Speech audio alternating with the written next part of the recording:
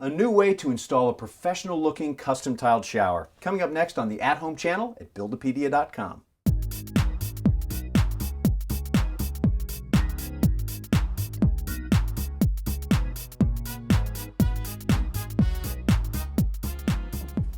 Having basic skills with tile is great, but there are some things that you have to do more than once to really get right.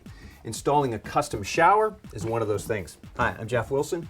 Usually you have to very carefully waterproof your shower base area and then pour and perfectly slope the base so that the water runs into the drain. Now, unless you're a professional, it's hard to get good results. Either the base leaks or it has an uneven surface when you're done. That means leaving the job of custom tiled showers to the pros, well, until now. Now there are new preformed bases on the market that allow a do-it-yourselfer with basic tile skills and tools to install a custom shower. Now this is the Tile Basin from KBRS. It's a prefabricated shower base that installs very quickly and then it's ready for tile. It comes in standard sizes like this 36-inch corner shower, but KBRS will also make custom bases to fit specific needs. It knocks out about 10 steps in your project and it'll give you a really nice professional look. Now, here's where we're going to install the tile basin. We already have our drain roughed in, so we're ready for the install. Now, we're going to set the tile basin to the subfloor using a latex modified thin set mortar, just like you use for tile. It comes dry, and I'll mix them up in a bucket over here.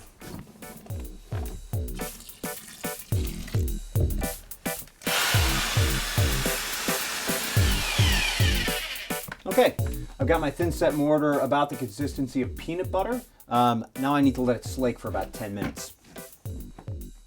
All right, it's time to install the tile basin, and we're going to start with a layer of thin set mortar on the floor. I'm going to use this 3/8 inch trowel to trowel it off and work with it a little bit.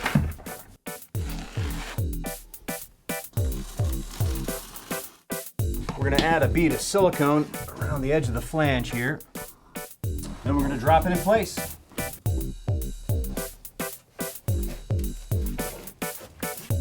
Once the tile basin is set in place, I walk around on it to assure it's completely embedded in the thin set.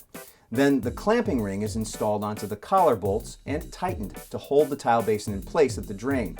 Finally, I put several concrete blocks on the tile basin and I'll leave them there for about 24 hours while the thin set cures. This will ensure that the tile basin stays in place until everything is dry. Next, we need to get our shower walls ready.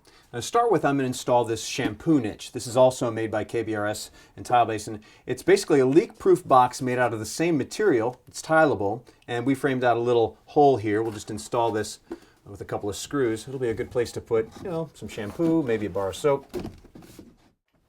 Now I'm going to install a 1/2-inch tile backer board onto the studs and over the 5-inch flange on the top of the tile basin.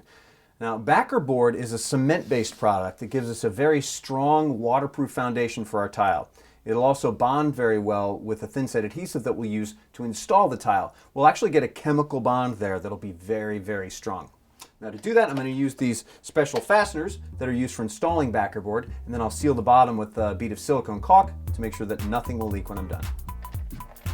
Now the first couple of pieces will have to be notched around the curb and around the shampoo niche.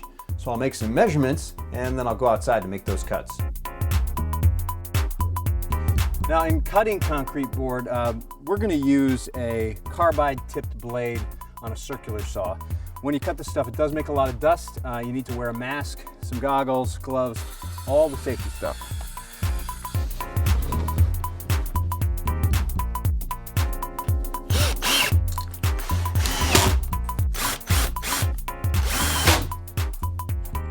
All right, the last step is to seal up the joints. Anywhere concrete board meets concrete board, you've got a corner or around the soap niche, we'll want to put some thin set, a little bit of this fiber mesh tape, and a little more thin set on top of that.